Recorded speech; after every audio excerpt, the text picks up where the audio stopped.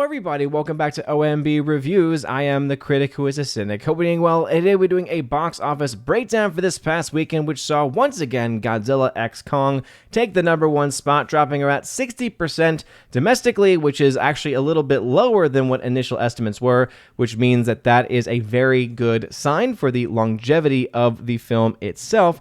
All of this, of course, though, happening while you have other films like Monkey Man getting a $10 million opening, First Omen getting only $8 million, and when you look at the budgets, especially of the First Omen, that's definitely not as good as I'm sure that they would have hoped for with putting a little bit more into that film than what you have seen as far as the budgets for, obviously Monkey Man and, of course, Godzilla x Kong. We'll talk a little bit more about exactly what these Godzilla x Kong numbers mean, because we can, of course, now make some projections on what will likely be the final box office for the film.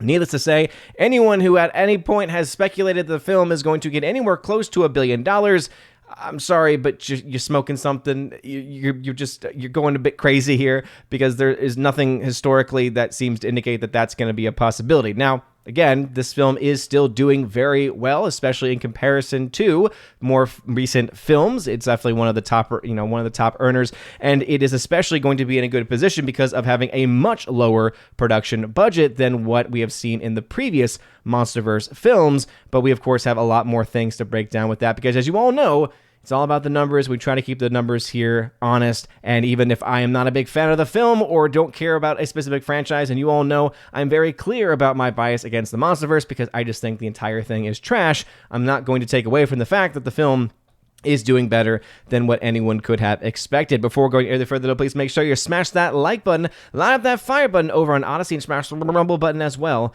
Also, make sure that you're subscribed to the channel with that bell notification. That way you know every time a video or live stream goes live on the channel. So a blessed Quasimodo Sunday, or Low Sunday, this is the end of the octave of Easter, so a still continued blessed Easter as we move on forward ahead into the Feast of Pentecost in several weeks. So we'll continue to say happy and blessed Easter here as we continue to go along with it. But Tony over at Deadline, as you can see, says that Godzilla x Kong jumps to $31 million domestic. Monkey Man sees $10 million. First Omen still jinxed with $8 million. Only one pun. I'm actually kind of surprised. Maybe even somewhat proud of you, Tony. Are you growing? I doubt it. Even better than expected results for legendary Warner Bros. Godzilla x Kong New Empire, with a second weekend of $31.7 million, a 60% drop after a second Saturday of $13.8 million, which went up 62% over Friday. And so we had seen a pretty stark 70% plus or so drop Friday to Friday. And so the fact that we are seeing this in this instance, the fact that we are, clearly looking at this movie and thinking to ourselves that this is holding much better than what anyone would have expected, especially after that Friday, shows how powerful those Saturday numbers actually are, and why this film is in a pretty good position in the long run to be able to make its likely to make its money back. And we'll talk more about that in just a second. Monkey Man coming in the number 2 spot from Universal, had a $10.1 million opening after a $3.58 million Saturday, 15% below Friday in previews. If you think about it, even though this much grittier than any Bollywood film as we know it, it's on the high end of where movies for Indian audiences typically open. And though I think that there might be something to that, when I think about Monkey Man, I think about the people that are involved with the project.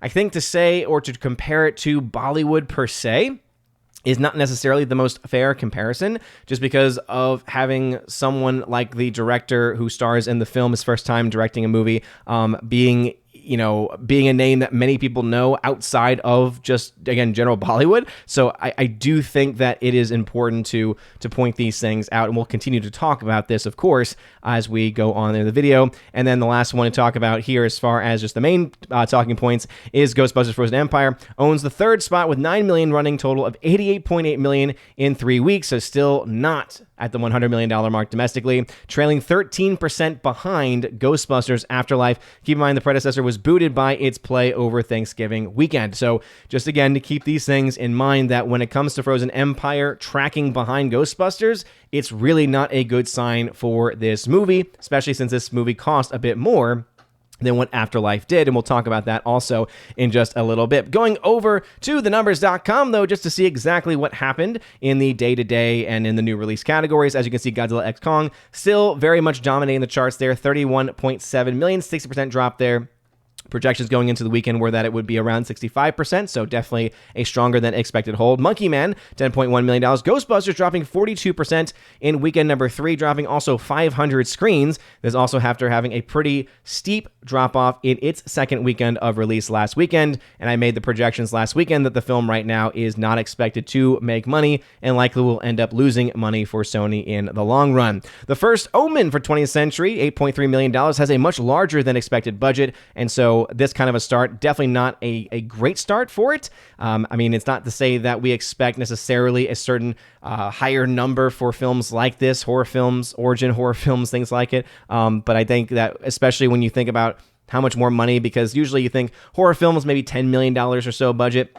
I believe the budget for The First Omen was around $30 million. Let me see if I can double check that. Yeah, First Omen, the estimated budget as of the recording of this video was $30 million. So starting off at 8 is definitely not the best place to be. It's not a death knell per se, but it's also not a great sign either. Number 5 spot actually goes to Kung Fu Panda 4, so that actually knocks Dune Part 2 finally out of the top 5, and this now in its 6th week of release. So it's been in the top 5 and been in the top 3 for a lot of that as well, but now has finally been booted out. Also, one thing to note about Dune Part 2, which we'll get into also a little bit more in just a few minutes, is that it finally has officially broken even and making profit as well. We can actually look at the numbers and say, based on everything that we know that is officially reported, because I'm sure there's going to be people out there saying, oh, this thing broke even 2 weeks ago. Based on the fact that when it comes to the revenue received from Western films, from the Chinese audience, from the Chinese Communist Party, in the relationship between studios and them, the take is 25%. We do have on record, and I've mentioned this previously, the person in charge of, or one of the executives over at the Wanda Group, a Chinese-owned company, who is also now the owner of Legendary, who had a 75% stake in the Monsterverse, specifically in the most recent Monsterverse film, but also even in Dune, too. And he has said, we are getting better than the 25% cut. The problem, though, is that nowhere in that article, nowhere that I have seen, have they mentioned what kind of cut they are getting. So because we don't have the actual number, all we can go by is what most people tend to get, right? So until we actually get confirmation on how much percentage they get back, it's going to be 25%. But with that being said, even with that much more rigorous looking at the box office, rigorous analysis, hey, guess what? It has been able to make its money back. It has broken even, and at this point, it's going to continue to add to its overall profits as well. And really, those are the only films that I was wanting to talk about in the top 5, top 6 categories. Going to worldwide numbers there, Godzilla x Kong: The New Empire. Currently, as it says right here, at $302 million, though it will be, it's important to note, I'm sure people in the comment section saying, actually, according to Box Office Mojo, Box Office Mojo is notorious for being wrong. The numbers.com sometimes can be behind on international numbers, but let's just say Box Office Mojo at times has put in numbers for complete estimates going 2 days in advance. I still remember it was a holiday weekend, and on Sunday, they were putting in numbers for what they thought it was going to be by the following Tuesday. So never take those numbers seriously. And again, the numbers.com is not perfect either. But one of the things that we can do is go to a place like ComScore, where many of these sites get this information from. And as you can see for Dune Part 2, they have it listed here at $660 million worldwide as of the recording of this video, and Godzilla x Kong at $361 million. So again, $361 million is actually where this film technically is. That's what is reflected also in my chart. Monkey Man is at $12.7 million. Ghostbusters Frozen Empire only at $138 million. And so, hey, at least it's doing better than the Marvels, but right now it's tracking to potentially be the worst performing new age Ghostbusters film. So having a worse final box office than Ghostbusters 2016, I think that's pretty much a guarantee at this point, because that film did a lot better than even Afterlife did. And also Afterlife. And I think that is the bigger problem, because Afterlife was dealing with a lot of issues, right, when it got released, by the fact of when it got released, right, the timing of when it got released, the things that were going on in the world, many other factors that could have also taken into and really ruined that bottom line. But the fact that this movie is again tracking behind not just Ghostbusters 2016, but also Ghostbusters Afterlife is saying a lot about where this film currently stands with the general audience and even with fans of the franchise. First Omen, $8.3 million, again, against a $30 million budget, not a good start. Kung Fu Panda has passed $400 million worldwide, and Dune, as I mentioned, is mislisted here at $638 million. And just to confirm, it is actually technically at $660 million as of the recording of this video. Now, we love doing some box office charting here over at OMB Reviews, and so I guess I will first start off by talking about, all right, what are the actual break-even points? What is the actual state of a couple of the films that we have been following? So first, Dune Part 2, as you all know, I have my random crazy charting. This is when I take into account what the box office likely will be, knowing 55% typically is the domestic cut, 40% for international, except for China, which is 25%, based on the reported numbers as of today. So obviously, things could be changed. Things may not be exactly right. $46 million is what's being reported out of China. The rest of it outside of China is around $349 million from, again, total of $395 of the total international cut, and then $254 million domestically. If you take into account, right, those different metrics, those different splits, that means right now you're looking at around $6.1 million in net gain profit. Now, that's, of course, taking the budget that was reported to be around $190 million, and assuming the budget, the marketing on top of that is, again, budget times 1.5, meaning that half of the budget has been added on as marketing costs. So you actually could potentially see as higher marketing costs, which means the break even is more. But based on what has been reported and based on what we know, that's what I said earlier in the video, $6.1 million in profit. So hey, kudos to them for breaking even finally, officially, but also it shows you how long it took, $600+ million. This is why where you make money is so crucial and so important. And I will absolutely give that caveat that they probably have made a little bit more because their deal with China is going to be better, at least according to the executives at Wanda Group of the Chinese Communist-owned Wanda Group. Right, the Chinese-owned company that owns Legendary has said it himself that it is a better cut. But since we don't know what that is, we don't know exactly where this is going to be standing. And so all I can do is give you the numbers as they stand there. We can also give you some updates as well on Godzilla X Kong, right? Because this is also one that has caused some controversy where people don't really like the fact that I'm trying to be open and honest with the numbers and how the film is doing well, but also is trailing a bit behind where other films in the franchise ultimately were. So it is definitely doing so much better than Godzilla vs. Kong, which was over $100 million in financial losses. King of the Monsters, $150 million. And again, if you try to bring up the whole Legendary has a better cut, until you absolutely know what the exact number of the cut is, I don't want to hear about it. $53 million loss for Kong Skull Island. So this is going to be the best performing film since Kong Skull Island. But we're also not likely going to see the film do as well, especially ticket sales wise, as that 2014 Godzilla film based on what we are currently seeing. So it's definitely a move in the right direction. But overall, based on the numbers that we have available to us, the Monsterverse is not a huge financial success. Again, just based on box office and just based off of what we actually have reported. So unless you have actual verifiable data and information that we can confirm, I don't want to hear about your crazy obsession with the Monsterverse because it's starting to become a bit tedious. But going to the charts, because we love charts here on OMB Reviews, what I can say, right, completely irrelevant to the 25% cut from China, whether or not that's the case for this movie or not, we do have now the second weekend numbers for Godzilla X Kong, and so I can predict, and again, based on historical standards, the film will probably end up somewhere between $515 and $722 million. That's just based off of where most films end up after their first 2 weeks, meaning if the entire box office gross, right? If the $361 million it's made so far is 70% of its box office, then that means that its final box office will be 515. If we see it on the other end, right, where this film is only half of it, then that means we'll have $722 million instead. So this is what we are currently looking at. This is what we are likely going to expect for this movie going forward. So definitely going to be interesting to see what happens with that. Also projecting $106 to $230 million in profits. Now that is using a typical 2.5 multiplier, which means it's probably going to be a little bit less than that. But all of this really depends upon how much do they actually get out of China. We still don't currently know. But as of right now, whether you look at this chart or whether you look at the other chart, which has this at actually negative $50 million, then you're going to be looking at a situation where the film is definitely not broken even and probably won't, at least for another week or so, but definitely doing better than what anyone would have expected. Ghostbusters Frozen Empire, as I had mentioned also with that, right, this film currently around $67 million in the red, and even though there is an outside chance that it could potentially get to a break-even point and even a small amount of profit, this is using a much more conservative metric meaning that the losses for this are actually going to probably be a lot higher because of how much you get domestically, internationally. And unfortunately for Ghostbusters, it is, making, actually a good thing for it is it's making a lot more money domestically than internationally, but it is still also making a splash internationally. And one of the biggest markets for that actually at this point in time, luckily, is not China. Again, because of the fact that there's Ghost in there, not going to likely get a China release. But anyway, I did want to put that out there that it's still also just not really making a whole lot of money. The first Omen is not loading up currently here right now, but again, just remembering the fact that we can go ahead and do this live because we love doing live things here over at OMB Reviews. We can go ahead and put that in there. And then we can go ahead and click this to see around $39 million is where it currently is as far as the box office, about 0.3 times its budget. Monkey Man at 1.3 times its budget. Godzilla vs. Kong is about 2.25 times its budget. So whether your metric is 2.5 or 3, it's definitely marching in that direction, but it's also still not quite there.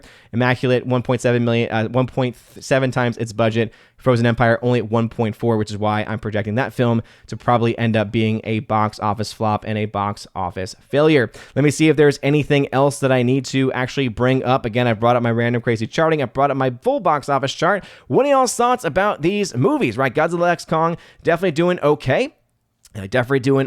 But there's still a little ways to go. This is still definitely a film that's not doing as well, especially when you compare it to the other films in the franchise. Let me go ahead and see if I can just pull that up also just for a second, just to give you that understanding and that idea. So let me go ahead and create this chart because, again, I like to keep myself in check. I like to be able to make sure that I'm giving as good and valid information as I possibly can. So let's put this up against the last two films in the franchise, adjusted for inflation. So again, it's doing better, right? It's doing better than where these other films were, right? $135 million right now versus $74 million versus $92 million, and that is with the adjustment for inflation. So domestically, it is definitely on a good pace, right? It's already made more domestically than what Godzilla vs. Kong made more domestically than what Godzilla King of the Monsters has made. But for me, again, the metric of what a healthy franchise is are you able to recapture the magic of the very beginning or the highest part of the actual franchise. And so if you go back to 2014, that's when you start to see a bit of a different story, right? Look at the $195 million was made by Godzilla 2014 versus the $135. And so again, it's made some recoups. It's definitely made its way back. It's definitely been able to build upon things, but let's even go back to the 2017 one. Let's see, again, just for the sake of argument, if we can find where exactly this film would fall even against that movie. 135 is currently where this movie is. Kong Skull Island was 131. So again, domestically, it's looking like a very, very good showing. Is being able right now to match up to what Kong Skull Island did. So that's kind of towards the peak of its movement, of its franchise. But again, you're looking at 698 was the end for the first Godzilla, which it's still trailing. 674 was the end for Kong Skull Island, which it is, again, kind of right on pace with, at least domestically. Internationally will be a bit of a different story. We'll, of course, have to wait and see where those numbers come in. And again, there are some numbers missing here. That is definitely something to be noted. But ultimately, where do I think this film will fall? I think it'll not necessarily be the highest grossing in the franchise. Probably will still end up being second or third, depending on whether you adjust for inflation or not. But I did want to get that out there because it is important to be open and honest. But what are y'all's thoughts about this? Let me know in the comment section down below. If you like this video, smash that like button. Line up that fire button over on Aussie. Smash the rumble button as well. You guys are all amazing and beautiful people. I will try my best to get the April shoutouts video to y'all as soon as possible. It has been a crazy, crazy week, crazy weekend as well. Sorry that I also fell behind on the podcast exclusive, but make sure to check out the links in the description below. So that way you have the ability to see and to be able to recognize the fact that what we need to do, right? What we need to do and what I need to do is get back on track. So anyway, you guys are all amazing and beautiful people. I hope you all have a wonderful rest of your day. And as always, God bless.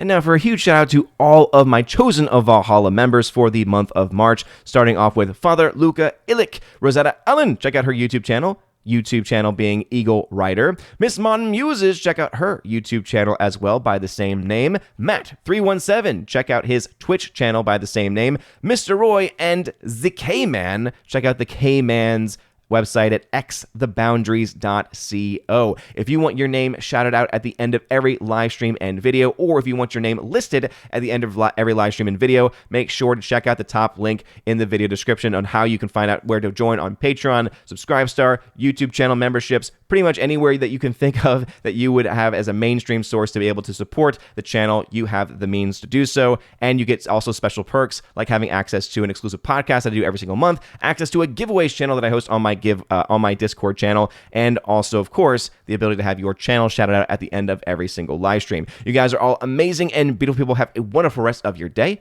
and as always, God bless.